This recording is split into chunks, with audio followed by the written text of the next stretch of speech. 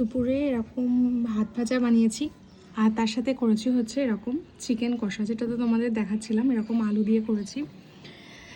এটা বেশ আলু, কিশমিশ, একটুখানি পেঁয়াজ কুচিয়ে আর শেষে একটুখানি ফ্লেভার আনার জন্য দুটো লবঙ্গ আর একটা চিকেনটা দিয়ে ভালোই লাগবে খেতে। খেয়ে দেখা যাক। একবারে নিয়ে নিয়েছি। আজকে আর কিছু করিনি, শুধু এটাই করেছি। দেখা যাক কেমন লাগে।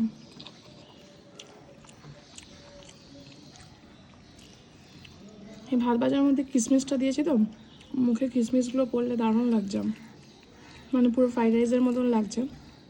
আর এরকম একটা আলু ছোটো ছোটো করে কেটে দিয়েছিলাম ভাত ভাজার মধ্যে, দারুণ লাগছে চিকেনটা দিয়ে।